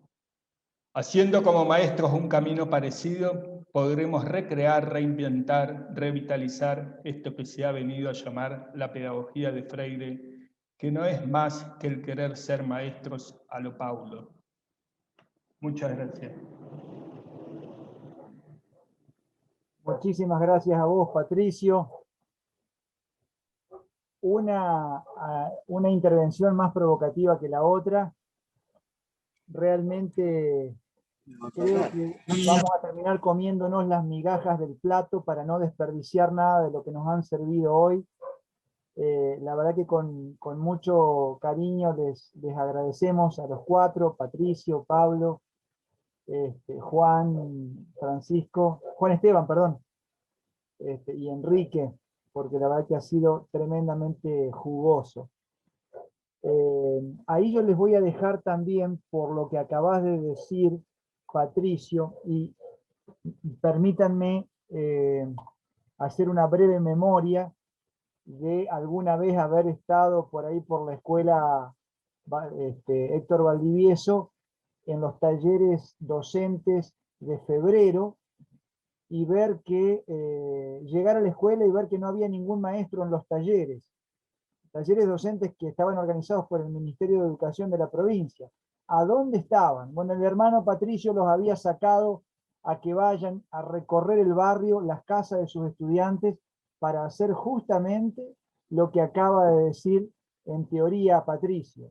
Es decir, ver cómo estaban, cuáles eran sus problemas a febrero de ese año, relevar con las mamás y los papás de esos estudiantes cuáles eran los problemas que estaban preocupándolos, hincándoles la panza, volver a la escuela y decidir cuáles de esos problemas iban a ser los núcleos eje para trabajar la problematización del saber y del currículum de ese año. Y después recibía todos los cursos. Me estoy equivocando, Pato. Es así, es así. Qué lindo cuando uno ha podido testimoniar que lo que ustedes están diciendo lo dicen desde, no una convicción, sino desde una pasión. Algo que también en el día de ayer les cuento, solamente para que aquellos que no estuvieron se queden con las ganas y vean después el link que Melina nos va a mandar. Algo que también se vio mucho ayer cuando varias compañeras y compañeros de distintos lugares de Latinoamérica hablaban sobre la educación en y desde la ruralidad. Ahí les copié en el chat, por si alguno quiere, un dato que tiró Pablo al pasar cuando habló de Oxfam. Oxfam International es una organización que hace informes sobre el estado de la desigualdad anualmente. Por ahí alguno podría desconfiar si, no sé, si Pablo hubiera citado al INDEC, pero ahí seguramente con Oxfam más de uno va a caer de bruces, va a rendirle culto a esa información. Ahí pueden bajar muchísima información estadística que Oxfam da sobre la situación de inequidad en el mundo. Y alguien preguntaba, Enrique, si tu tesis doctoral está disponible. ¿La webizaste? ¿La tenés? ¿No? ¿Qué vas a hacer, Enrique? Porque la están pidiendo acá algunas compañeras y compañeros. La estoy reescribiendo y quizá la publique en formato abierto, ¿no? Pero estoy en eso. Pero qué bien, Doc. Qué espectacular. ¿Hay que esperar mucho tiempo? El segundo semestre. Oh, bueno, pero el segundo semestre en Argentina vos ya sabés que puede no llegar nunca. Yo la publiqué por la Universidad Nacional, la primera. Siempre cedo todos los derechos de los textos. Es lo primero que hago. Nunca he lucrado con ningún libro, jamás. Como Pablo, creen más en el copyleft ustedes que en el copyright. Nunca he cobrado un derecho de autor. Mirá. Intencionalmente, sí. Eso es totalmente seguro que tus prácticas pedagógicas no son nada sin intenciones. Muchas gracias, Enrique. Vamos a quedar a la espera. Amigas y amigos, no sé si hay alguien, nos quedan 10 minutitos.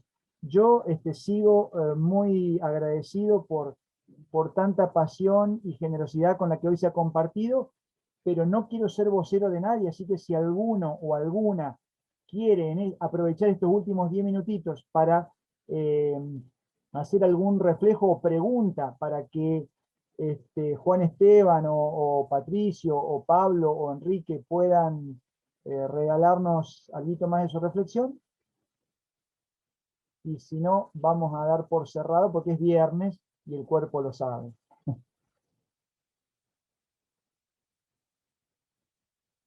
Bueno, acá Laura Agemo pregunta, ¿cómo reconstruir la mirada sobre la relación pedagógica sobre los sujetos de la educación cuando los mensajes son tan contradictorios o se hace referencia a la trayectoria personal estigmatizada. Tema para el próximo simposio sobre Paulo Freire. Pero si alguno de los compañeros quiere tirar una punta de ovillo. Yo quisiera en verdad usar esa pregunta tan difícil de contestar para atar alguna reflexión, ¿no? Porque en todo caso quiero centrarme en que estamos en un momento de disputa entre proyectos y la discusión acerca de cómo construimos nuestros proyectos, y ahí retomo el mensaje de Freire, desde nosotros mismos y nosotras mismas. Y entonces, digo, incorporo dos dimensiones. Vuelvo a mencionar la importancia de lo colectivo y menciono, sin tener tiempo para desarrollar, la necesidad de una metodología de sistematización de la experiencia que me permita, individual y colectivamente, repensar mi práctica generando nueva teoría y nuevo método, pero con otras y con otros. Los venezolanos usan la palabra imbedecor para, digamos, unir 4 verbos, ¿no? Entonces, ¿cómo me imagino un docente con capacidad de transformar la realidad? Un docente colectivo. In de investigar, E de educar, Co de comunicar y Or de organizar.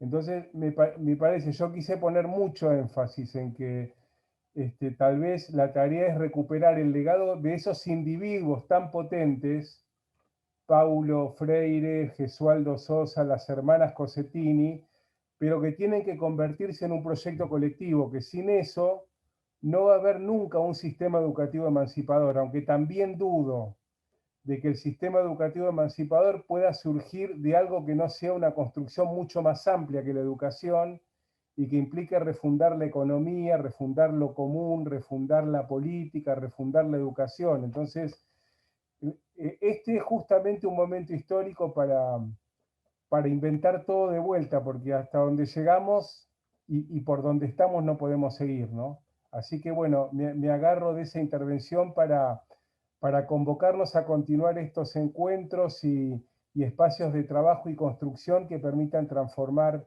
la realidad, sus instituciones, los colectivos. Cambio y fuera. Muchas gracias, Pablo. Adelante, Yo quisiera compartir 2 reflexiones. La primera, a partir de las intervenciones provocadoras de Esteban, con quien pude compartir aquí un café el año pasado, no, el anteaño. Yo estuve en un panel la semana pasada para Colombia, también mi solidaridad. Que hoy la virtualidad la tenemos que pensar en términos políticos. Sería un error pensar la virtualidad en términos exclusivamente pedagógico-didácticos. Ya la virtualidad no es una metodología de complemento a la presencialidad. Hoy se convierte en la dimensión constitutiva para que el vínculo pedagógico se sostenga. Por eso creo que hoy, en el marco de este conversatorio y a partir de Freire, la educación es un acto político y todo lo que lo sostiene coadyuva esto.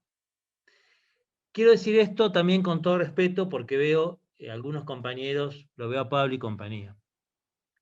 Hace 2 semanas, Pablo, estábamos dando clase nosotros en la Universidad Nacional, en nuestras clases, y un estudiante nuestro falleció.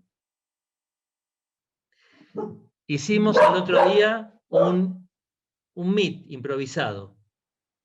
Y yo creo honestamente que las pantallas también hoy son ámbitos de humanización, ámbitos de provocación de la alteridad, ámbitos donde alojamos silencios, emociones. Y también creo honestamente que no migramos de la presencialidad a la virtualidad distintos. En las pantallas mostramos lo que somos. Y hoy el desafío, cierro, en el marco de este conversatorio en el marco de que Freire nos invita a pensarnos como sujetos históricos, como nos dijo Pablo, Patricio, Esteban, es hoy la realidad que tenemos que enfrentar. Hoy tenemos que, desde este acto político, hacer que la virtualidad llegue a todos nuestros estudiantes, sostener ese vínculo pedagógico, porque lo que está en juego es la vida. Hoy, lo que está en juego en ese vínculo pedagógico es la vida.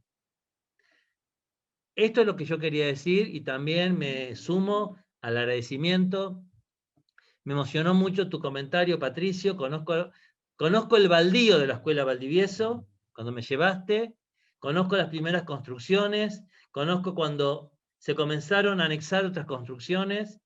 Y todos los años, al imposible, he llevado a mis estudiantes, tanto de la Nacional como de la Católica.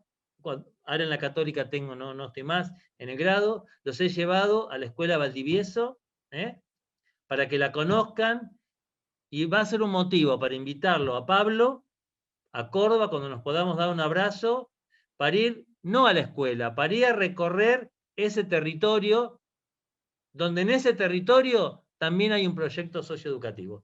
Un abrazo grande a los colegas, a los estudiantes, Juan Carlos, Melissa querida, mi estudiante de pedagogía, sí. Cuando comenzó a estudiar pedagogía, y hoy una pedagoga totalmente reconocida y comprometida. Me emociona. Gracias, Enrique. Muchas gracias, Enrique.